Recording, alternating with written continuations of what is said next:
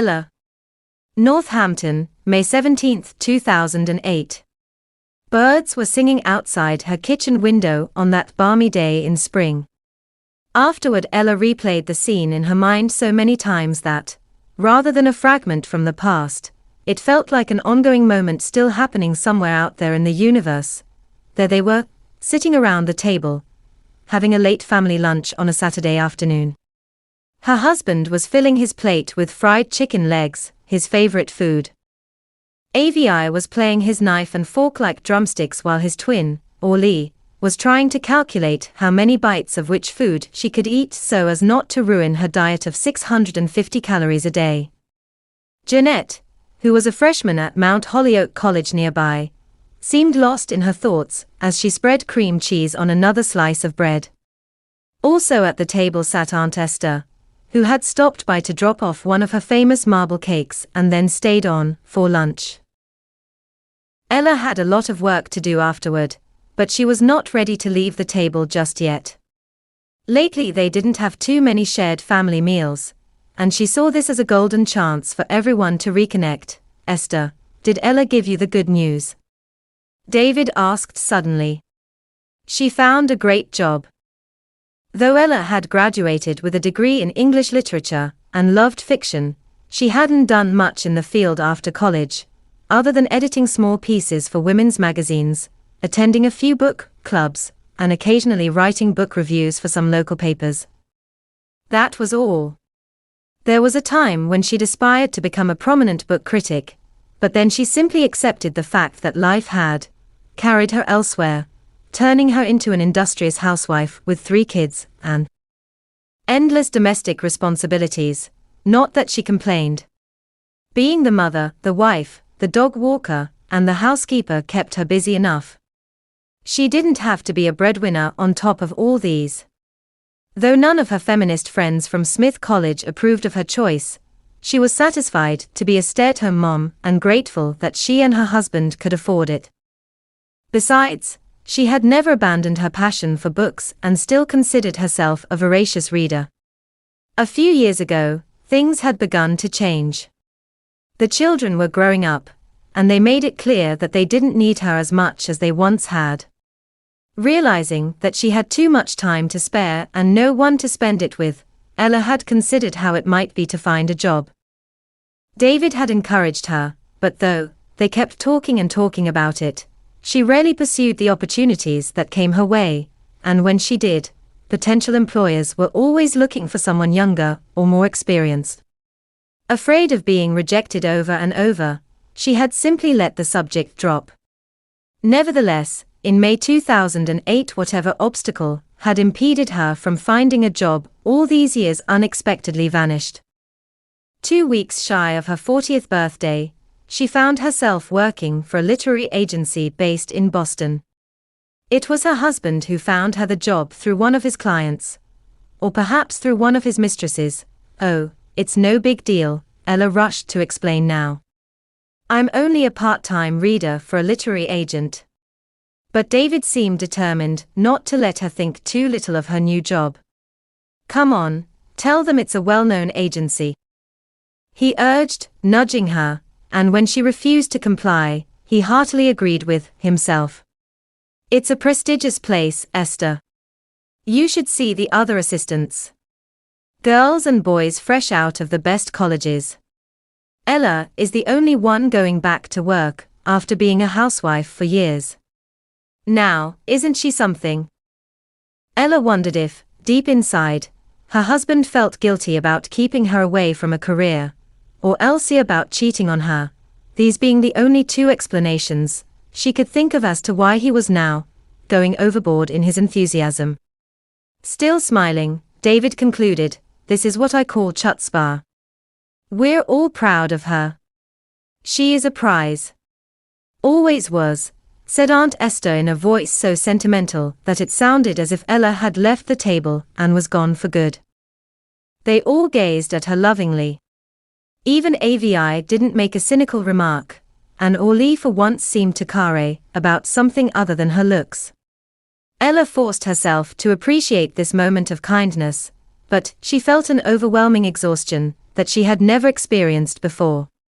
She secretly prayed for someone to change the subject. Jeanette, her older daughter, must have heard the prayer, for she suddenly chimed in, "I have some good news, too." All heads turned toward her, faces beaming with expectation. "Scott and I have decided to get married," Jeanette announced. "Oh, I know what you guys are going to say. That we haven't finished college yet and all that, but you've got to understand, we both feel ready for the next big move." An awkward silence descended upon the kitchen table as the warmth that had canopied them just a moment ago evaporated. Orly and Avi exchanged blank looks, and Aunt Esther froze with her hand tightened around a glass of apple juice. David put his fork aside as if he had no appetite left and squinted at Jeanette with his light brown eyes that were deeply creased with smile lines at the corners. However, right now he was anything but smiling. His mouth had drawn into a pout, as though he had just downed a swig of vinegar. "Great. I expected you to share my happiness, but I get this cold treatment instead." Jeanette whined. "You just said you were getting married," remarked David as if Jeanette didn't know what she'd said and needed to be informed. "Dad, I know it seems a bit too soon, but Scott proposed to me the other day, and I've already said yes." "But why?" asked Ella. From the way Jeanette looked at her, Ella reckoned that was not the kind of question her daughter had expected. She would rather have been asked when or how. In either case it meant that she could start shopping for her wedding dress. The question why was another matter altogether and had completely caught her off guard. "Because I love him, I guess." Jeanette's tone was slightly condescending. "Honey, what I meant was, why the rush?" insisted Ella. "Are you pregnant or something?" Aunt Esther twitched in her chair, her face stern, her anguish visible. She took an antacid tablet from her pocket and started chewing on it. "I'm going to be an uncle," Avi said, giggling. Ella held Jeanette's hand and gave it a gentle squeeze. "You can always tell us the truth. You know that, right? We'll stand by you no matter what." "Mom, will you please stop that?" Jeanette snapped as she pulled her hand away. "This has nothing to do with pregnancy. You're embarrassing me." "I was just trying to help," Ella responded calmly, calmness being a state she had been lately finding harder and harder to achieve. "By insulting me, you mean? Apparently the only way you can see Scott and me getting married is me being knocked up. Does it ever occur to you that I might, just might, want to marry this guy because I love him? We have been dating for 8 months now." This elicited a scoff from Ella. "Oh, yeah, as if you could tell a man's character in 8 months. Your father and I have been married for almost 20 years, and even we can't claim to know everything about each other. 8 months is nothing in a relationship. It took God only 6 days to create the entire universe," said Avi, beaming, but cold stares from everyone at the table forced him back into silence. Sensing the escalating tension, David, his eyes fixed on his elder daughter, his brow furrowed in thought, interjected, "Honey, what your mom is trying to say is that dating is one thing, marrying is quite another." "But, Dad, did you think we would date forever?" Jeanette asked. Drawing in a deep breath, Ella said, "To be perfectly blunt, we were expecting you to find someone better. You're too young to get involved in any serious relationship." "You know what I'm thinking, Mom," Jeanette said in a voice so flat as to be unrecognizable. "I'm thinking you're projecting your own fears onto me. But just because you married so young and had a baby when you were my age, that doesn't mean I'm going to make the same mistake." Ella blushed crimson as if slapped in the face. From deep within she remembered the difficult pregnancy that had resulted in Jeanette's premature birth. As a baby and then as a toddler, her daughter had drained all of her energy, which was why she had waited 6 years before getting pregnant again. "Sweetheart, we were happy for you when you started dating Scott," David said cautiously, trying a different strategy. He's a nice guy. But who knows what you'll be thinking after graduation? Things might be very different then. Jeanette gave a small nod that conveyed little more than feigned acquiescence. Then she said, "Is this because Scott isn't Jewish?" David rolled his eyes in disbelief. He had always taken pride in being an open-minded and cultured father, avoiding negative remarks about race, religion, or gender in the house. Jeanette, however, seemed relentless. Turning to her mother, she asked, "Can you look me in the eye and tell me you'd still be making the same objections if Scott were a young Jewish man named Aaron?" Jeanette's voice needled with bitterness and sarcasm, and Ella feared there was more of that welling up inside her daughter. "Sweetheart, I'll be completely honest with you, even if you might not like it. I know how wonderful it is to be young and in love. Believe me, I do. But to get married to someone from a different background is a big gamble. And as your parents, we want to make sure you're doing the right thing." "And how do you know your right thing is the right thing for me?" The question threw Ella off a little. She sighed and massaged her forehead, as if on the verge of a migraine. "I love him, Mom. Does that mean anything to you? Do you remember that word from somewhere? He makes my heart beat faster. I can't live without him." Ella heard herself chuckle. It was not her intention to make fun of her daughter's feelings, not at all, but that was probably what her laughing to herself sounded like. For reasons unknown to her, she felt extremely nervous. She'd had fights with Jeanette before, hundreds of them, but today it felt as though she were quarreling with something else, something bigger. "Mom, haven't you ever been in love?" Jeanette retorted, a hint of contempt creeping into her tone. "Oh, give me a break. Stop daydreaming and get real, will you? You're being so..." Ella's eyes darted toward the window, hunting for a dramatic word, until finally she came up with, "Romantic. What's wrong with being romantic?" Jeanette asked, sounding offended. Really, what was wrong with being romantic? Ella wondered. Since when was she so annoyed by romanticism? Unable to answer the questions tugging at the edges of her mind, she continued all the same. "Come on, honey. Which century are you living in? Just get it in your head, women don't marry the men they fall in love with. When push comes to shove, they choose the guy who'll be a good father and a reliable husband. Love is only a sweet feeling bound to come and quickly go away." When she finished talking, Ella turned to her husband.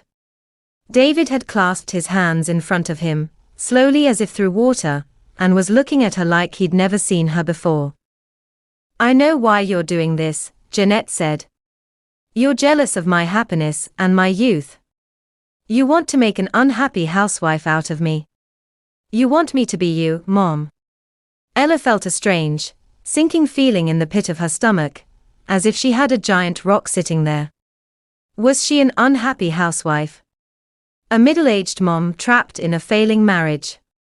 Was this how her children saw her? And her husband, too? What about friends and neighbors? Suddenly she had the feeling that everyone around her secretly pitied her, and the suspicion was so painful that she gasped.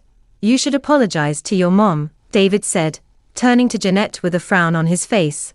"It's all right." "I don't expect an apology," Ella said dejectedly. Jeanette gave her mother a mock leer. And just like that, she pushed back her chair, threw her napkin aside, and walked out of the kitchen. After a minute Orly and Avi silently followed suit, either in an unusual act of solidarity with their elder sister, or because they'd gotten bored of all this adult talk. Aunt Esther left next, mumbling some poor excuse while chewing fiercely on her last antacid tablet. David and Ella remained at the table, an intense awkwardness hanging in the air between them. It pained Ella to have to face this void, which, as they both knew, had nothing to do with Jeanette, or any of their children. David grabbed the fork he had put aside and inspected it for a while. "So should I conclude that you didn't marry the man you loved?" "Oh, please, that's not what I meant. What is it you meant, then? David said, still talking to the fork. I thought you were in love with me when we got married. I was in love with you, Ella said, but couldn't help adding, back then. So when did you stop loving me? David asked, deadpan. Ella looked at her husband in astonishment, like someone who had never seen her reflection before and who now held a mirror to her face. Had she stopped loving him? It was a question she had never asked herself before. She wanted to respond, but lacked not so much the will as the words. Deep inside she knew it was the two of them they should be concerned about, not their children. But instead they were doing what they both were best at. Letting the days go by, the routine take over, and time run its course of inevitable torpor, she started to cry, unable to hold back this continuing sadness that had, without her knowledge, become a part of who she was. David turned his anguished face away. They both knew he hated to see her cry, just as much as she hated to cry in front of him. Fortunately, the phone rang just then, saving them. David picked it up. Hello. Yes, she's here. Hold on, please. Ella pulled herself together and spoke up, doing her best to sound in good spirits. Yes, this is Ella. Hi, this is Michelle. Sorry to bother you over the weekend, chirped a young woman's voice. It's just that yesterday Steve wanted me to check in with you, and I simply forgot. Did you have a chance to start working on the manuscript? Oh? Ella sighed, only now remembering the task awaiting her. Her first assignment at the literary agency was to read a novel by an unknown European author. She was then expected to write an extensive report on it. Tell him not to worry. I've already started reading, Ella lied. Ambitious and headstrong, Michelle was the kind of person she didn't want to upset on her first assignment. Oh, good. How is it? Ella paused, puzzled as to what to say. She didn't know anything about the manuscript, except that it was a historical novel centered on the life of the famous mystic poet Rumi, who she learned was called the Shakespeare of the Islamic world. Oh, it's very mystical. Ella chuckled, hoping to cover with a joke, but Michelle was all business. Right, she said flatly. Listen, I think you need to get on this. It might take longer than you expect to write a report on a novel like that. There was a distant muttering on the phone as Michelle's voice trailed off. Ella imagined her juggling several tasks simultaneously, checking emails, reading a review on one of her authors, taking a bite from her tuna salad sandwich, and polishing her fingernails, all while talking on the phone. Are you still there? Michelle asked a minute later. Yes, I am. Good. Listen, it's crazy in here. I need to go. Just keep in mind the deadline is in 3 weeks. I know, Ella said abruptly, trying to sound more determined. I'll make the deadline. The truth was, Ella wasn't sure she wanted to evaluate this manuscript at all. In the beginning she'd been so eager and confident. It had felt thrilling to be the first one to read an unpublished novel by an unknown author, and to play however small a role in his fate. But now she wasn't sure if she could concentrate on a subject as irrelevant to her life as Sufism. And a time as distant as the 13th century, Michelle must have detected her hesitation. Is there a problem? She asked. When no answer came, she grew insistent. Listen, you can confide in me. After a bit of silence, Ella decided to tell her the truth. It's just that I'm not sure I'm in the right state of mind these days to concentrate on a historical novel. I mean, I'm interested in Rumi and all that, but still, the subject is alien to me. Perhaps you could give me another novel. You know, something I could more easily relate to. That's such a skewed approach, said Michelle. You think you can work better with books you know something about? Not at all. Just because you live in this state, you can't expect to edit only novels that take place in Massachusetts, right? That's not what I meant. Ella said, and immediately realized she had uttered the same sentence too many times this afternoon. She glanced at her husband to see if he, too, had noticed this. But David's expression was hard to decipher. Most of the time, we have to read books that have nothing to do with our lives. That's part of our job. Just this week, I finished working on a book by an Iranian woman who used to operate a brothel in Tehran and had to flee the country. Should I have told her to send the manuscript to an Iranian agency instead? No, of course not, Ella mumbled, feeling silly and guilty. Isn't connecting people to distant lands and cultures one of the strengths of good literature? Sure it is. Listen, forget what I said.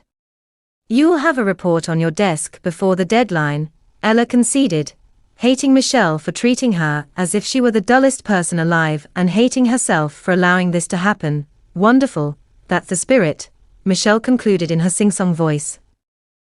Don't get me wrong, but I think you should bear in mind that there are dozens of people out there who would love to have your job, and most of them are almost half your age. That'll keep you motivated. When Ella hung up the phone, she found David watching her, his face solemn and reserved. He seemed to be waiting for them to pick up where they'd left off. But she didn't feel like mulling over their daughter's future anymore, if that was what they'd been worrying about in the first place. Later in the day, she was alone on the porch sitting in her favorite rocking chair, looking at the orange-eyed Northampton sunset. The sky felt so close and open that you could almost touch it. Her brain had gone quiet, as if tired of all the noise swirling inside. This month's credit card payments, Ollie's bad eating habits, AVI poor grades, Aunt Esther and her sad cakes, her dog Spirit's decaying health, Jeanette's marriage plans, her husband's secret flings. The absence of love in her life. One by one, she locked them all in small mental boxes. In that frame of mind, Ella took the manuscript out of its package and bounced it in her hand, as if weighing it. The title of the novel was written on the cover in indigo ink. Sweet Blasphemy. Ella had been told that nobody knew much about the author, a certain A.Z. Zohora, who lived in Holland. His manuscript had been shipped to the literary agency from Amsterdam, with a postcard inside the envelope. On the front of the postcard was a picture of tulip fields in dazzling pinks, yellows, and purples, and on the back a note written in delicate handwriting, "Dear Sir and Madam, greetings from Amsterdam.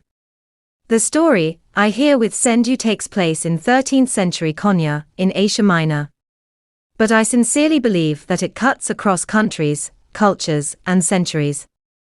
I hope you will have the time to read Sweet Blasphemy, a historical, mystical novel on the remarkable bond between Rumi, the best poet and most revered spiritual leader in the history of Islam, and Shams of Tabriz, an unknown, unconventional dervish full of scandals and surprises.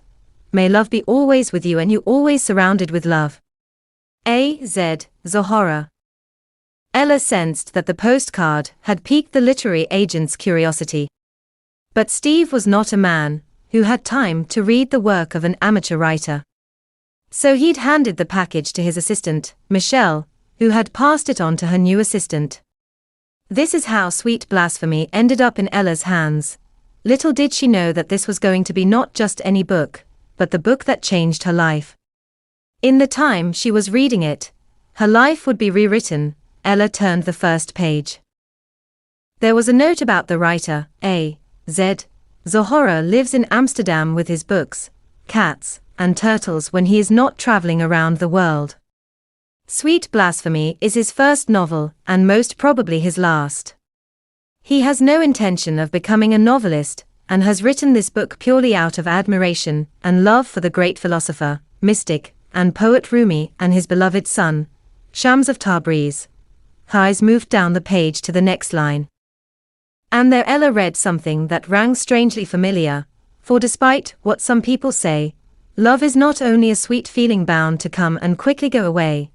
Her jaw dropped as she realized this was the contradiction of the exact sentence she had spoken to her daughter in the kitchen earlier in the day. She stood still for a moment, shivering with the thought that some mysterious force in the universe, or else this writer, whoever he might be, was spying on her. Perhaps he had written this book knowing beforehand what kind of person was going to read it first. This writer had her in mind as his reader. For some reason unbeknownst to her, Ella found the idea both disturbing and exciting. In many ways the 21st century is not that different from the 13th century. Both will be recorded in history as times of unprecedented religious clashes, cultural misunderstandings, and a general sense of insecurity and fear of the other. At times like these, the need for love is greater than ever. A sudden wind blew in her direction, cool and strong, scattering the leaves on the porch.